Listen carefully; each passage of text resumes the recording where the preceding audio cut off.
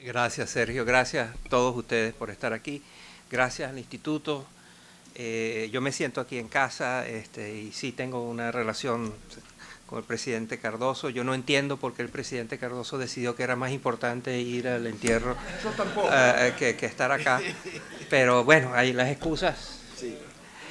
Es imperdonable. Es imperdonable, sí. Pero debo decir que vi con envidia la foto esta mañana en el periódico cuando vi a los presidentes, al presidente Dilma y a los presidentes Sarney, a Collor, Fernando Enrique y a Lula, todos juntos en el avión. Yo me sentí muy envidioso porque no hay muchos países donde eso sucede, ¿no? Yo creo que eso es un motivo de celebración y de orgullo para ustedes y son afortunados de que viven en un país donde eso puede suceder, a pesar de que todos sabemos las rivalidades y los desencuentros que puede haber entre ellos, pero que todavía puedan estar 16 horas en el avión, todos juntos. ¿Qué te parece Maduro y Capriles en el mismo sí. avión?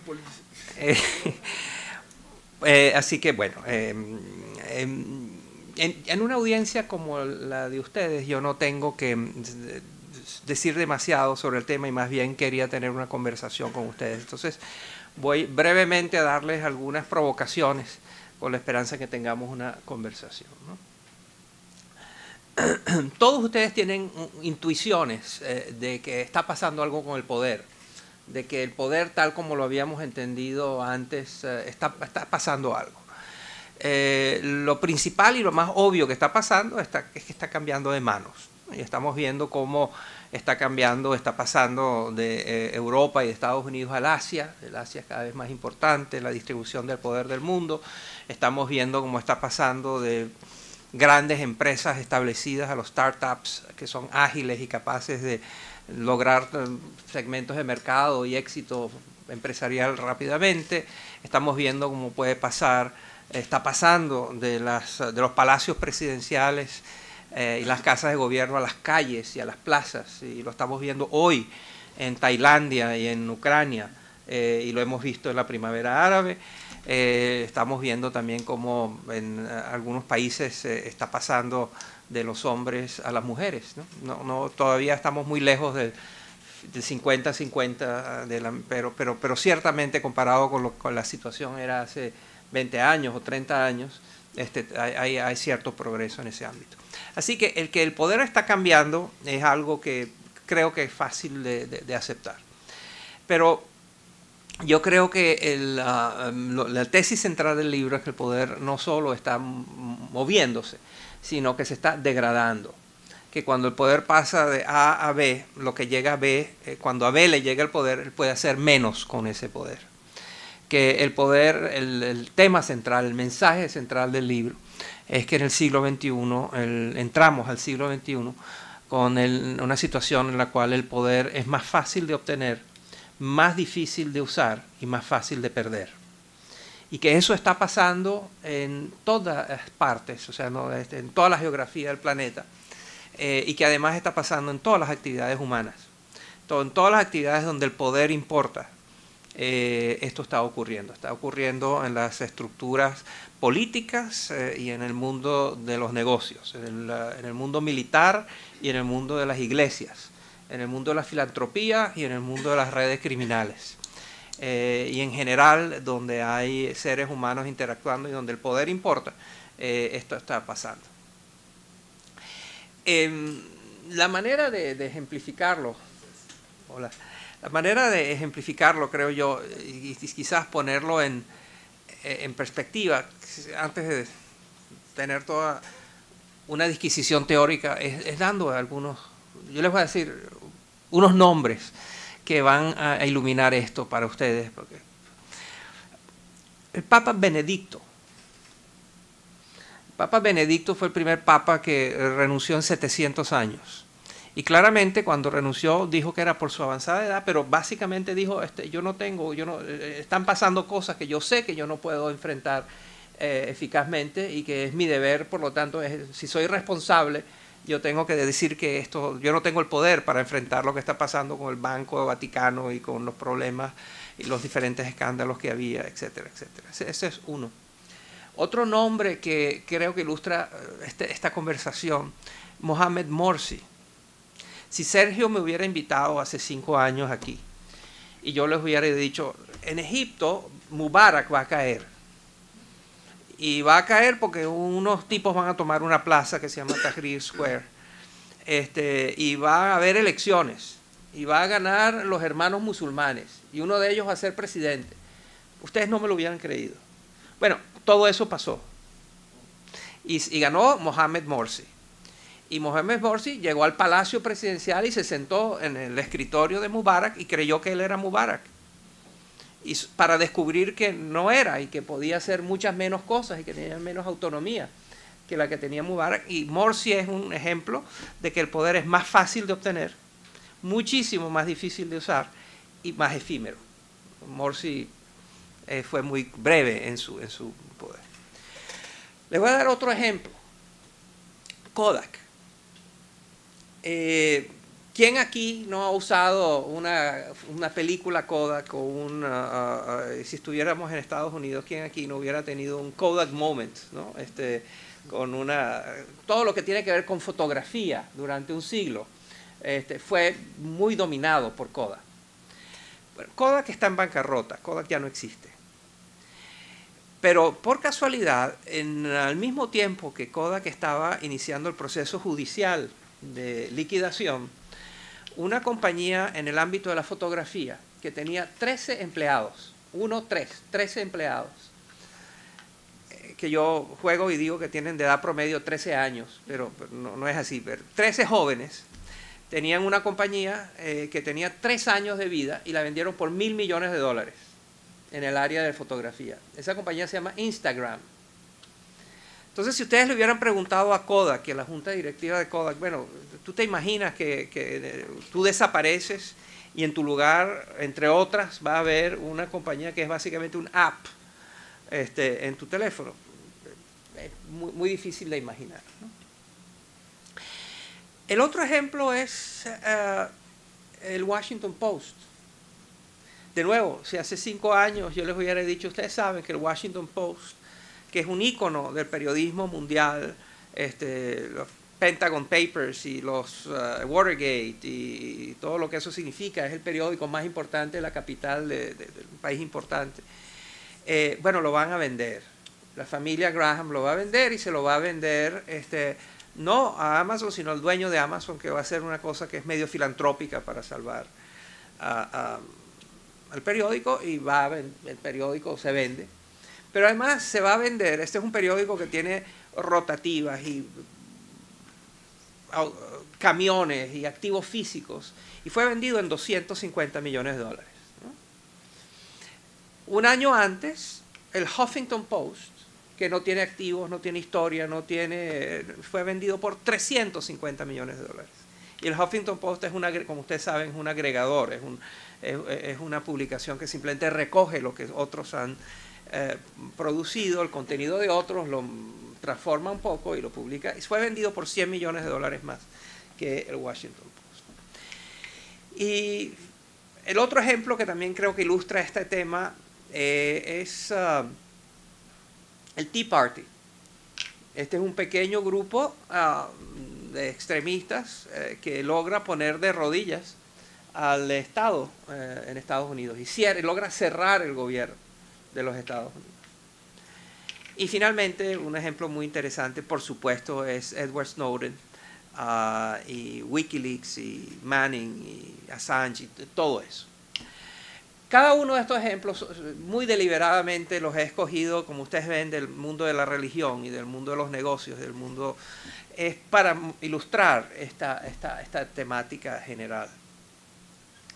Cuando yo estaba escribiendo el libro, yo tenía en mente 2 ideas muy paralizantes. La primera era que estaba escribiendo sobre el poder. Y escribir sobre el poder no es fácil porque todo el mundo ha escrito sobre el poder desde épocas inmemoriales. Entonces la pregunta era, ¿qué tengo yo que decir de nuevo y de diferente sobre el poder?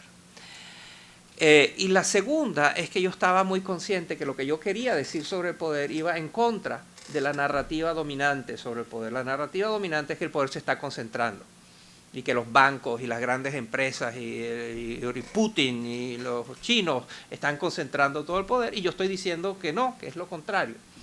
Entonces, esas eran dos ideas con las que yo me enfrentaba cada vez que tenía que escribir, porque sabía que tenía que tener un argumento muy persuasivo para ambas ideas. Yo tenía que explicar por qué el poder estaba pasando algo significativo y diferente, y por qué lo que era diferente es que se estaba degradando. Entonces yo decidí que mi única esperanza, mi única salvación era tener un libro que no fuera demasiado cargado de opiniones, sino que fuera un libro cuyo énfasis fuera en evidencia. Evidencia objetiva, la más objetiva que pudiera conseguir, datos concretos de fuentes creíbles, y yo tenía que apelar a la mejor ciencias sociales, a los resultados de las mejores investigaciones de ciencias sociales desde el siglo XXI. Y tratar de utilizar esos datos y esos conocimientos científicos, ponerlos al servicio de la tesis que yo estaba defendiendo. Y eso es, así fue como organicé el libro.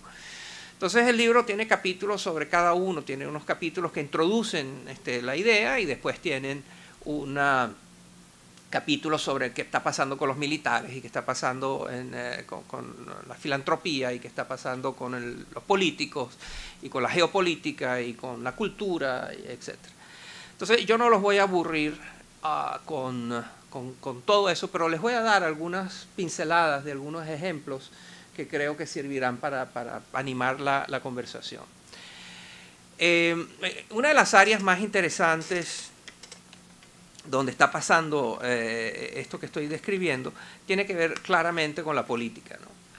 Y lo primero que hay que reconocer es que este es un mundo mucho más inseguro para los tiranos. Es un mundo donde las tiranías, los dictadores que existen y que están allí y que son tiranos, son cada vez más una especie que está teniendo una mayor inestabilidad. Y los números así lo demuestran. En el 1990, solamente en 1990, en el mundo había 69 democracias. Hoy hay 118. Y por supuesto que hay países que antes eran demócratas y ahora no son. Mi propio país, Venezuela, yo creo que la democracia de Venezuela es muy limitada. Y hay en Rusia, por ejemplo, yo creo que ha habido unos retrocesos, pero en otros países como en Birmania, en Burma, hay una creciente apertura, y por supuesto en la primavera árabe vimos una expansión del número de dictadores que fueron derrocados. La mitad del mundo hoy, la mitad de la población mundial hoy vive en gobiernos, en países donde los gobiernos han sido elegidos por la población. Con todas las imperfecciones y todas las dificultades y ahí hay una conversación acerca de cuál es la definición exacta de la democracia, pero independientemente de ese debate, la realidad es que hay cada vez más en el mundo países en los cuales los gobernantes tienen que responderle a unos votantes. Lo otro que está sucediendo, sin embargo, que es muy interesante, es que en las democracias una de las cosas que está desapareciendo son los grandes márgenes de victoria en las elecciones. En los países donde hay elecciones sin trampa, el margen de victoria se ha ido achicando. Si ustedes toman desde 1970 hasta el 2012 y ven cuáles han sido las elecciones para jefe de gobierno en esos países donde no hay trampa, y cuál es el margen con el cual el presidente ganó la elección, van a ver que es una convergencia donde antes el promedio era muy alto y ahora ha ido achicándose hasta casi desaparecer. Claro que hay ejemplos y ocasiones en las cuales algún presidente gana por 10% de los votos, pero lo normal en el mundo de hoy es que cuando hay elecciones, la persona que gana por un pequeño porcentaje. Eso quiere decir que quien gana no tiene un mandato fuerte y enfrenta un electorado dividido y enfrenta un electorado que de paso le da mucho apoyo a la oposición. Entonces, crecientemente en las democracias del mundo, lo que estamos viendo son jefes de gobierno con partidos de gobierno que tienen que montar coaliciones complejas, inestables, difíciles de manejar con la oposición. Lo acabamos de ver ahora con Angela Merkel. Angela Merkel, muy popular, muy importante, pero no logró tener el número de votos que le permiten gobernar, entonces tiene que entrar en complejas negociaciones con la oposición, una oposición que tiene una plataforma política muy contraria a ella, pero va a tener que convivir con ellos. Lo vimos en Inglaterra entre David Cameron y Nick Clegg, lo vimos en 30 de los 34 países de la OECD. El gobierno enfrenta una oposición que controla el Parlamento o el Congreso. O sea, en 30 de las 34 democracias más prósperas del mundo, el partido de gobierno y el presidente tiene que llegar a arreglos y hacer negocios políticos, acuerdos políticos con su oposición. Y entonces eso genera, por supuesto, limitaciones en la capacidad del jefe de Estado, del jefe de gobierno, para llevar adelante sus iniciativas. Eso en parte explica por qué la tasa de rotación de ministros entre 1970 a hoy se ha multiplicado por 6. Es muy inseguro ser ministro en el mundo hoy en día. Es casi tan inseguro como ser jefe de una gran empresa. La tasa de rotación de los CEOs de las 2.500 empresas más grandes del mundo también ha aumentado a niveles que no tienen precedentes. Aún en países donde los CEOs tenían casi permanencia, como en Japón. Aún en Japón, los jefes de las grandes corporaciones están siendo despedidos con una frecuencia que no tiene precedentes. Los jefes de Estado, jefes de gobierno, no solo enfrentan congresos y parlamentos de oposición, sino que también enfrentan un poder judicial mucho más políticamente activado. Cada vez más los jueces, los magistrados, el poder judicial intervienen en ámbitos que antes eran exclusivamente de la política. Lo hemos visto en Pakistán, lo vimos en Italia con Tangentopoli y Mani Pulite, todo el escándalo italiano, donde los protagonistas políticos más importantes de Italia fueron los magistrados, fue el sistema judicial. Lo vimos en Estados Unidos, donde la segunda elección de George W. Bush ocurrió en la Corte Suprema de Justicia. Lo vemos en una gran cantidad de países, donde la politización de los jueces y la participación, la intervención, la activación de los jueces en un ámbito que históricamente era político es cada vez más frecuente. Y por supuesto que los gobiernos no solo tienen que ver con los jueces y con el Parlamento, también lo tienen que ver con una tendencia mundial muy importante, que es la descentralización. Cada vez más los gobernadores de provincias, los alcaldes, los jefes regionales tienen más autonomía, tienen más capacidad de manejar su propio presupuesto, tienen más capacidad de operar independientemente del gobierno central. Ha habido una transferencia de poder en todo el mundo del gobierno central a los gobiernos regionales y locales. De hecho, en muchísimos países ustedes ven que quienes están llegando a ser los gobiernos y los gobernantes vienen de haber sido dirigentes, gobernadores de provincias y gobernadores locales, etcétera, etcétera. Así que la descentralización forma también parte de esta creciente limitación que tienen los jefes de gobierno. Y por supuesto, bancos centrales independientes.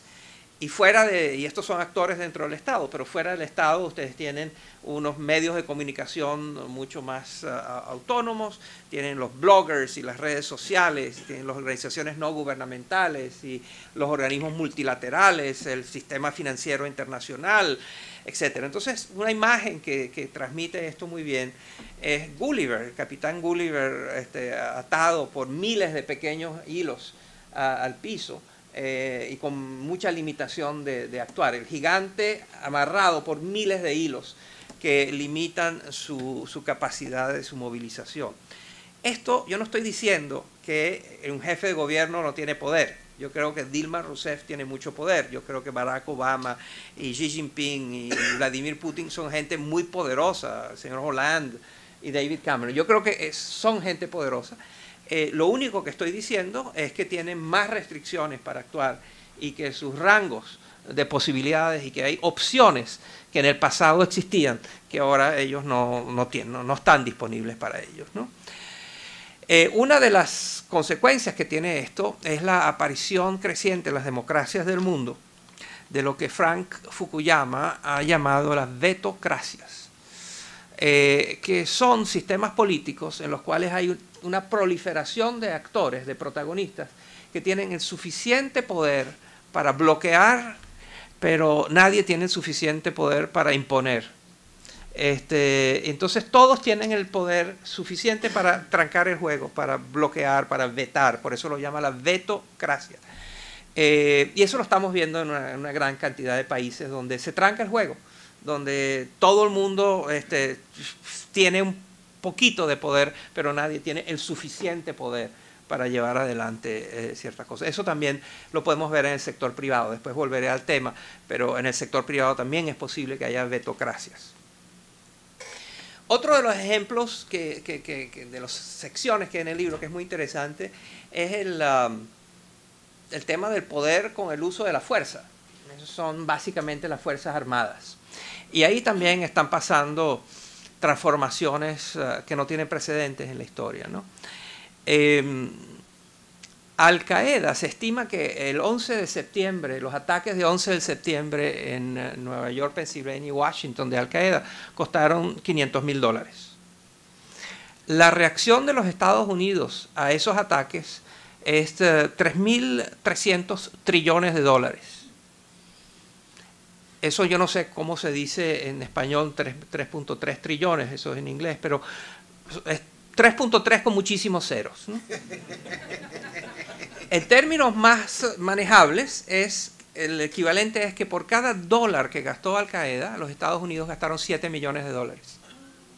Por cada dólar Al Qaeda, la respuesta costó 7 millones de dólares. Eso les da una base de comparación. Otra base de comparación muy interesante son los talibanes. Los talibanes fueron derrotados y el gobierno talibán cayó casi por sí solo, con el empuje de los Estados Unidos en el 2003. Sin embargo, los talibanes han logrado mantener una insurgencia por todos estos años en lo que ha sido la guerra más larga en la que ha estado los Estados Unidos desde hace mucho tiempo. Los talibanes son el 20% de las tropas de Estados Unidos, Inglaterra y la coalición militar que está allá, más el gobierno, más las tropas de Afganistán.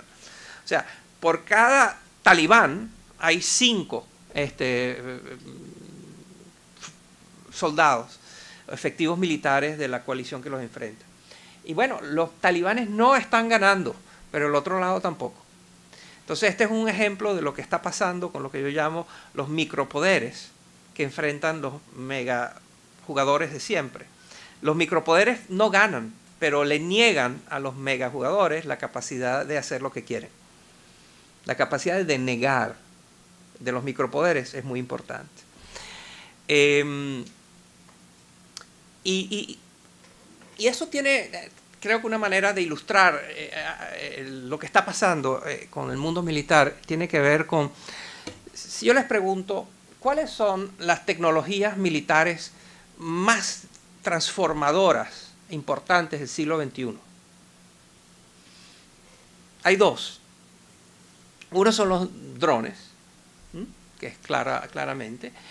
¿Y cuál es la otra? La otra es los explosivos improvisados, hechos en casa, digamos, ¿no?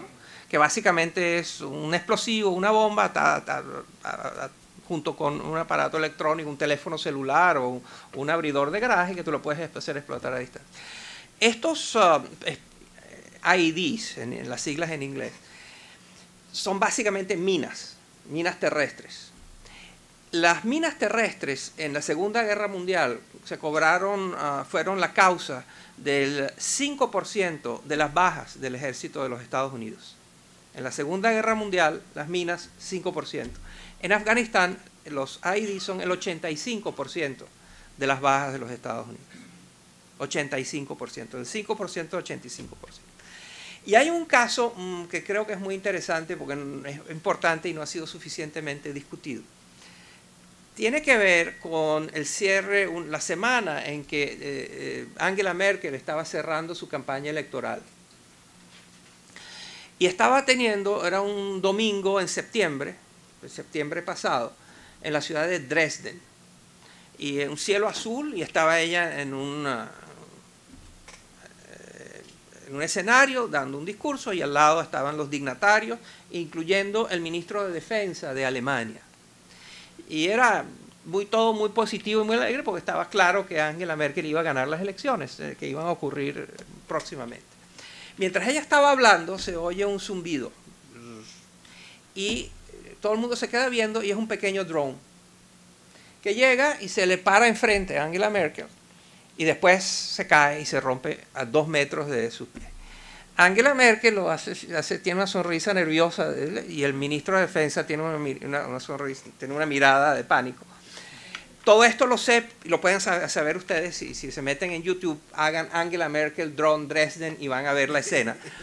Inmediatamente el partido pirata de Alemania, que ustedes saben que en toda Europa hay partidos piratas, el partido pirata ha logrado y tiene una agenda muy diferente. El partido pirata inmediatamente se hace responsable del evento y dicen, ese dron es nuestro. Ese dron tenía una cámara y nuestro propósito era llamar la atención de Angela Merkel y del ministro de Defensa para hacerles ver lo que se siente cuando uno es observado por un dron. Entonces, claramente allí hay... ¿Cuál es el mensaje allí? El mensaje es, cualquiera de ustedes puede tener un dron. Ustedes pueden salir de aquí esta tarde, ir al internet y comprarse un dron. No va a ser un dron tan sofisticado como el que tiene el ejército de la aviación de los Estados Unidos, pero pueden tener un dron con unas capacidades significativas. Y a ese dron le pueden poner o una cámara o le pueden poner un explosivo. Y ahí es donde los explosivos improvisados se pueden unir a los drones y donde las dos tecnologías más transformadoras del siglo XXI en el ámbito militar se unen para transformar una nueva tecnología que es realmente importante. ¿Qué tiene de especial esta tecnología? Que no está bajo el control del Estado y de las Fuerzas Armadas. Históricamente, las tecnologías más transformadoras en el ámbito militar siempre estaban bajo el control militar. Estas tecnologías pueden ser y son crecientemente privadas. El individuo puede tener acceso y uso a estas tecnologías. Y eso puede tener consecuencias evidentemente muy transformadoras en lo que significa el poder en el ámbito de la guerra. Esto no es solo anecdótico, hay estudios muy interesantes. Hay un estudio de un profesor en Harvard que se llama Ivan Arregin Toff. Él decidió que él iba a estudiar guerras y que él podía medir las guerras en términos de la parte débil y la parte fuerte de la guerra. O sea, él podía entender cuáles eran los dos bandos y tener un sistema, una metodología que medía cuál de los dos bandos era más fuerte del otro en número de soldados, cantidad de armas, calidad de las armas, etcétera, etcétera. Y entonces estudió cuáles eran los resultados entre estas guerras entre combatientes desiguales. Y descubrió que entre 1800 y 1949 los débiles ganaban el 12% de las batallas. 12%, si había guerra, el débil ganaba 12% de las veces. Hasta 1949. Desde 1949 hasta 1998, los débiles ganaban el 55% de las veces. O sea que en esta segunda etapa contemporánea, la parte más débil en la guerra tenía más probabilidades de ganar que la parte más fuerte. Lo cual también indica una transformación importante de lo que es el uso del poder y lo que es el poder en el mundo del área militar. El otro, y con esto termino, una otra área muy interesante es, por cierto, el sector privado, donde evidentemente hay una concentración del capital y de los ingresos en todo el mundo, donde evidentemente hay compañías que han concentrado muchos activos. Después de la crisis financiera internacional, en el sector financiero hubo 6 o 7 grupos que concentraron activos de manera significativa: Goldman Sachs, JP Morgan, Barclays y HSBC, etc. Sin embargo, también en el ámbito del sector privado hay mucha evidencia de que el poder es mucho más efímero y que quienes están en el punto más importante, los que dominan un determinado sector, tienen más amenazas y más restricciones y son más capaces de ser quitados de ahí, ¿no? Hay un estudio muy interesante de NYU, donde es un modelo econométrico, donde estudiaban en 1980 las compañías que estaban en el 20% superior de su sector, ¿qué probabilidad tenían de seguir en el 20% de su sector 5 años después? En 1980, esa probabilidad era el 10%. La probabilidad de que no siguieran. El 90% de la probabilidad era que si usted en 1980 llegaba a estar en el 20% de las compañías más importantes de su negocio, la probabilidad, lo más seguro es que con 90% de probabilidad es que 5 años después usted seguía ahí. Ellos hicieron ese estudio cada 10 años y cada 10 años la cosa bajaba como 20%. Donde hoy en día la probabilidad de que si usted está en el tope de 20%, que la probabilidad de que usted siga en ese 20% dentro de 5 años es casi que un tercio de lo que había sido antes. Lo mismo, ya lo mencioné, lo mismo ocurre con las tasas de rotación de los ejecutivos jefes de las compañías. Y en general hay muchísima más competencia, donde hay muchísimas más probabilidades de tener accidentes reputacionales. Hay un estudio muy interesante de desastres de reputación, lo que se llama desastres reputacionales. ¿Qué probabilidad tiene una compañía de tener un evento que tenga consecuencias negativas sobre su reputación y eso a su vez tenga consecuencias sobre el valor de mercado de la empresa? Eso pasó desde el 20% hace 20 años al 82% hoy. 82%. Eso quiere decir que si usted es una compañía grande, la probabilidad de que haya algún accidente que dañe su reputación y dañe su marca y que eso tenga consecuencias sobre su valor en bolsa es 82%. Eso no quiere decir que después no lo va a recuperar y no lo va a poder manejar, pero la realidad es que eso ocurre. Y lo otro que está ocurriendo es la aparición de competidores inusuales. Competidores que vienen, la hipercompetencia es una realidad y la hipercompetencia está en todas partes. O sea, imagínense, ya puse el ejemplo de Kodak e Instagram, pero piensen, por ejemplo, si hace 5 o 6 años yo hubiera ido donde los señores de Anheuser-Busch a decirles: muy pronto ustedes van a ser una compañía casi brasileña. Era inimaginable. Y el jefe de ustedes va a ser un señor que se llama Brito. Era inimaginable para ellos, ¿no? Oírle a AT&T a decirle: tú sabes que dentro de un tiempo va a ir una cosa que se llama Skype, que va a ser la competencia contigo en todo lo que tiene que ver con llamadas de larga distancia y de otro tipo. O ir donde unos muy distinguidos señores en Bruselas, en Bélgica, que tenían la compañía más grande del mundo de siderúrgica, que se llama Arcelor, y decir: sabes, pronto tú vas a ser hindú, porque va a venir el señor Mittal y te va a comprar. Esto es lo que quiero decir, es que son cosas que eran absolutamente improbables hace una década o más y ahora forman parte del panorama normal en el mundo de los negocios. Las barreras a la entrada, esencialmente, son más porosas y los factores, los activos que protegen a las empresas que están en el tope del negocio son cada vez más débiles y más fáciles de penetrar.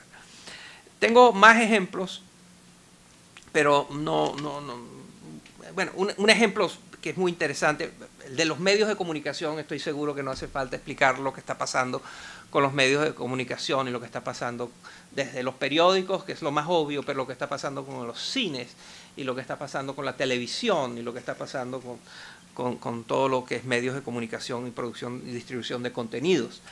Y con la iglesia está pasando también, yo creo que es muy revelador, ¿no? Hay la competencia global por las almas, por el market share de almas se ha exacerbado.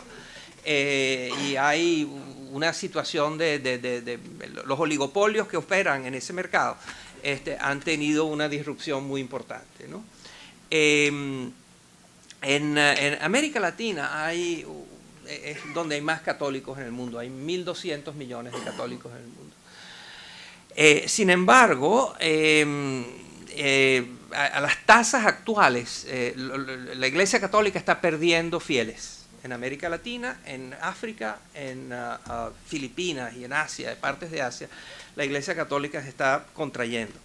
Hay un estudio que indica que a las tasas actuales de contracción de fieles en la Iglesia Católica, en el 2025 los católicos van a estar, en América Latina, van a ser el 50% de la población, cosa que ahora son algo así como el 70% por ahí. En Brasil, en el censo de 1970, en Brasil, el 90% de los brasileños se declararon católicos. En el censo del 2010 fue el 65%. Se estima que 500.000 católicos al año abandonan la iglesia en Brasil. ¿Y a dónde van? Van a los Instagram del mundo de la religión, van a los startups, van a las iglesias pentecostalistas, van a nuevos tipos en que se practica el cristianismo, van a iglesias baptistas, pentecostales, es una nueva forma. ¿Y qué tienen en particular? Que no tienen las estructuras jerárquicas que conocemos, que se parecen más a networks y a redes y mucho menos a estructuras jerárquicas, que tienen muchas veces un muy carismático líder alrededor del cual se forma la religión o esa práctica de la religión. Ese líder no le rinde cuentas a ninguna autoridad superior. En fin, que hay una dinámica muy parecida a la que vemos con los insurgentes en el mundo de los negocios, en el mundo de la política, en el mundo de la guerra, en el mundo de los medios de comunicación, donde se repite esta estructura y esta forma de hacer las cosas. Lo mismo está pasando en el sector de los sindicatos, está pasando en el mundo del arte, está pasando en el mundo del deporte, y hay datos que muestran que esto es así. Entonces la pregunta es, ¿por qué? Entonces, la respuesta inicial que viene a la mente de la mayor parte de la gente cuando se habla de esto es que Internet, redes sociales, todo tiene que ver con Twitter, Facebook, Google, redes sociales y lo demás. Y la respuesta que doy en el libro es que eso no es así. Por supuesto que sería tonto negar la importancia del text messages y de Facebook y de todo lo demás. Eso es muy importante, pero esa no es la causa. Esas son tecnologías, son instrumentos. Y las tecnologías requieren usuarios. Y los usuarios tienen motivación y dirección. Y entonces lo que interesa es entender cuál es la dirección y la motivación, cuáles son las fuerzas que impulsan a estos usuarios de estos instrumentos a utilizarlos en una cierta dirección y no en otra. Y allí entonces la explicación que yo doy es que lo que está pasando en el poder es que, lo que ya dije, los escudos que protegen a los poderosos están siendo menos protectores. Las barreras detrás de la cual se escudan quienes tienen poder ya no los protegen tanto. Si usted, para seguir siendo poderoso, usted va a tener siempre sus competidores que quieren quitarle parte del mercado o parte del poder que usted tiene, o va a tener la resistencia de sobre quienes usted ejerce el poder. Y eso, usted se protege de eso con barreras y con escudos que limitan la capacidad de estos rivales, de estos contrincantes que quieren ocupar su lugar. Entonces, la pregunta es, ¿qué es lo que está haciendo que estas barreras y estos escudos sean tanto menos eficaces? La respuesta es que hay una larga lista de factores que yo agrupo en 3 grandes categorías, que llamo revoluciones. Y la primera la llamo la revolución del más, la segunda es la revolución de la movilidad y la tercera es la revolución de la mentalidad. La revolución del más simplemente trata de captar y reflejar el hecho que vivimos en un mundo de abundancia, comenzando de abundancia de gente.